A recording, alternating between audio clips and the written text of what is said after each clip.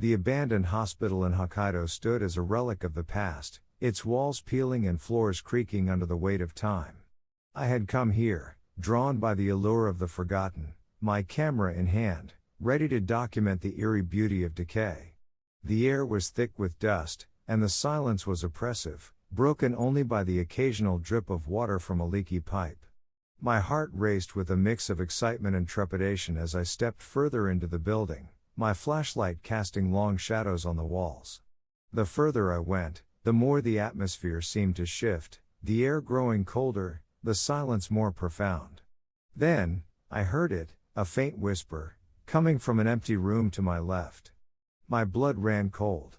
I was alone, or so I thought. The whisper came again, indistinct but undeniably human.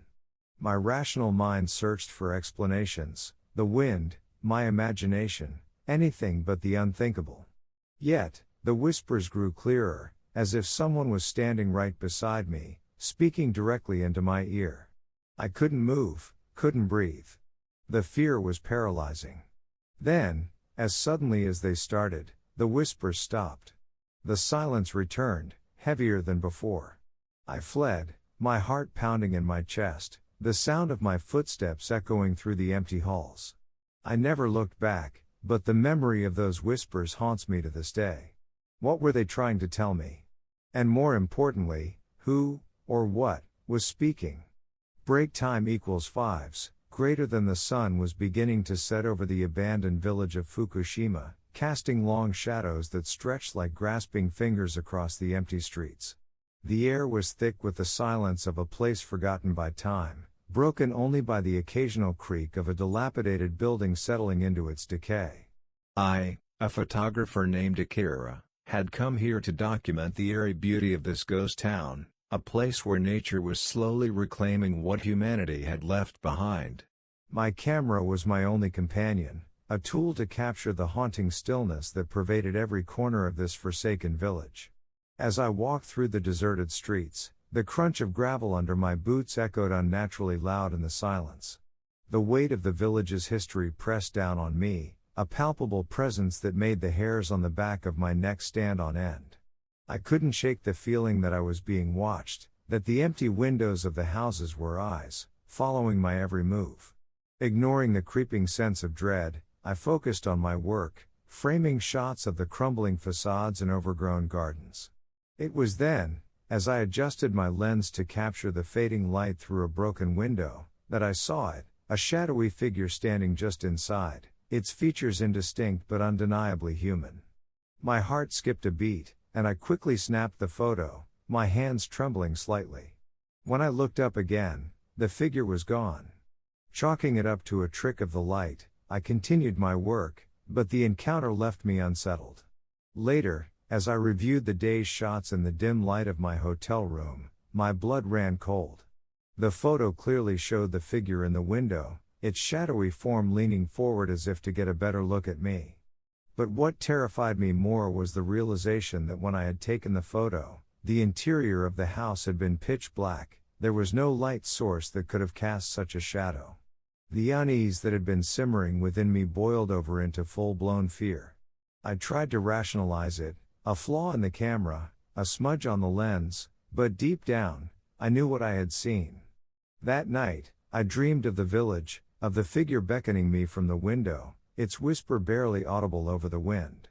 I woke in a cold sweat, the echoes of that whisper lingering in my ears. The next morning, I returned to the village, driven by a morbid curiosity I couldn't explain. The atmosphere was heavier than before, the silence more oppressive. As I stood before the house where I had seen the figure, a chill ran down my spine. The window where the figure had stood was now shattered, as if something had burst out from within. I never went back to that village, but sometimes, in the quiet of the night, I hear a whisper calling my name, a sound that seems to come from nowhere and everywhere at once. The photo remains undeleted on my camera, a digital ghost that refuses to fade, a reminder that some places are better left forgotten. Break time equals fives, greater than the dense canopy of Aokigahara's forest swallowed the moonlight whole, leaving only the faintest silver traces to guide my steps. The air was thick with the scent of damp earth and pine, a natural perfume that did little to soothe my nerves. I had come here on a dare, a foolish attempt to prove my bravery by visiting an old, forgotten shrine rumored to be a gateway to the other side. My backpack, laden with a flashlight, water, and a hastily packed lunch, felt heavier with each step, as if the forest itself was trying to dissuade me from my quest.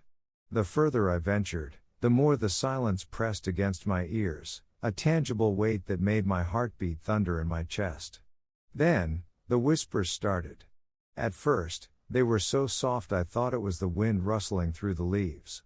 But as I paused, straining my ears, the whispers grew clearer, murmuring words in a language I couldn't understand. My breath came in short, sharp gasps as I spun around, searching for the source, but there was nothing. Only the endless trees and the oppressive dark. I told myself it was just my imagination, a trick of the mind in such a lonely, eerie place.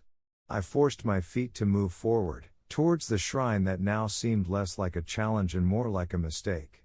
The whispers followed, growing louder, more insistent, as if they were right behind me. Then, I felt it, a gentle tug on my backpack, so light I might have missed it if not for the sudden cold that shot down my spine.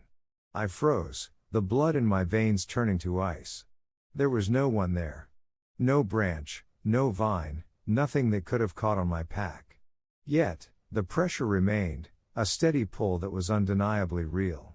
Panic erupted in my chest, a wild, untamed thing that sent me sprinting back the way I came, my breath coming in ragged sobs. The whispers crescendoed into a cacophony of voices, all screaming in my ears, urging me to run faster, to not look back. I didn't stop until I burst through the tree line, collapsing onto the gravel path that marked the edge of the forest. The whispers ceased as suddenly as they had begun, leaving only the sound of my own terrified breathing. I never went back to that shrine, nor did I ever speak of what happened that night. But sometimes, in the dead of night, when the world is too quiet, I swear I can hear those whispers again, calling me back to the dark.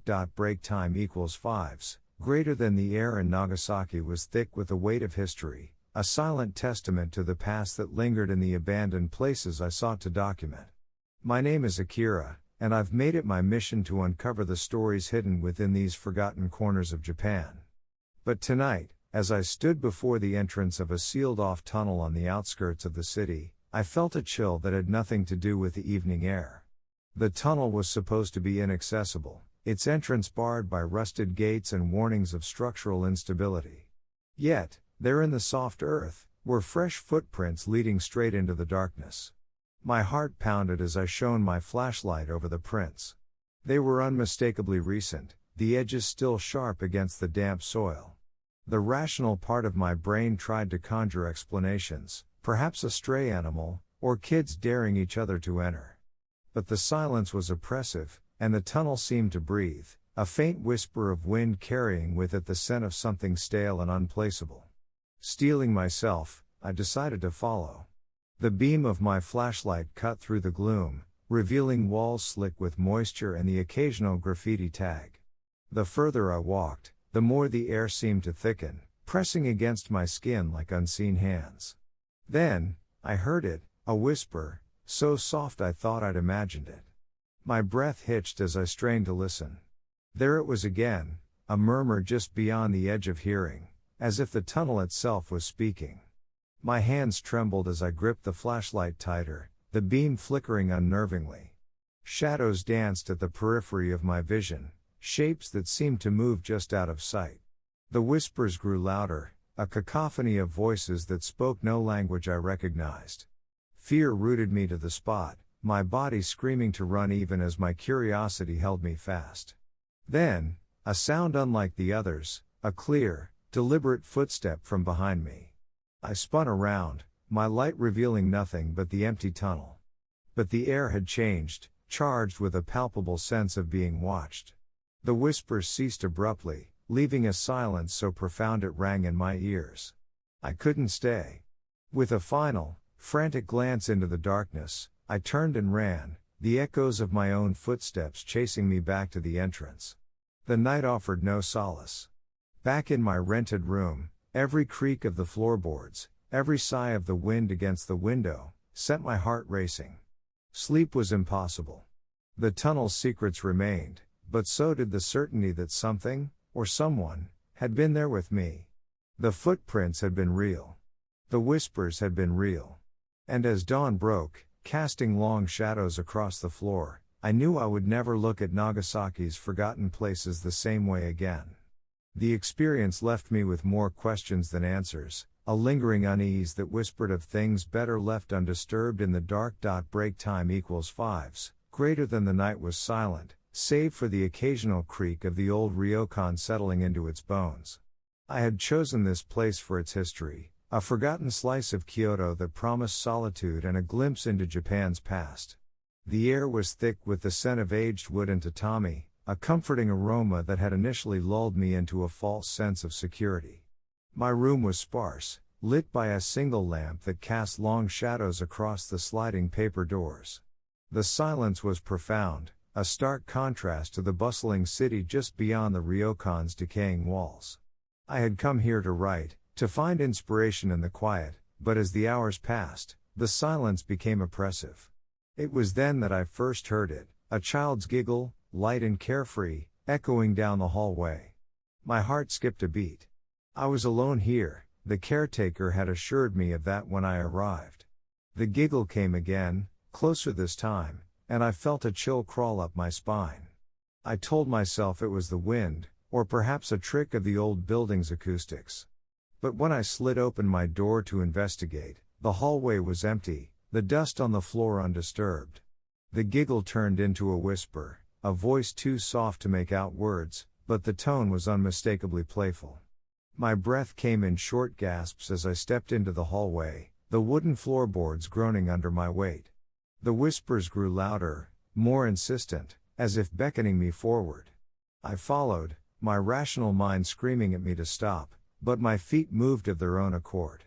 The hallway seemed to stretch on forever, the end lost in shadow. Then, as suddenly as it had begun, the whispers stopped. The silence that followed was deafening. I turned to retreat back to my room, but the door was gone. In its place was a wall, aged and cracked, as if it had been there for years. Panic set in. I ran my hands over the surface, searching for a seam, a handle, anything, but there was nothing. The whispers started again, this time from all around me, a chorus of childlike voices speaking in unison. "You are one of us now," they seemed to say. The lamp in my room flickered out, plunging me into darkness. I don't know how long I stood there, my back pressed against the wall, listening to the whispers weave around me. When the first light of dawn filtered through the cracks in the ryokan's walls, I found myself back in my room, the door firmly shut behind me.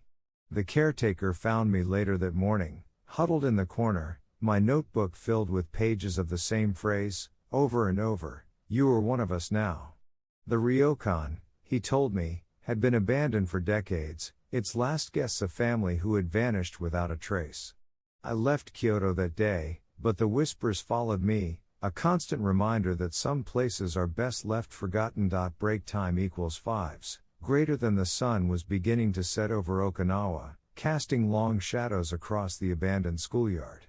The journalist, Alex, had come here to document the decay of this forgotten place, to tell its story before it was lost to time.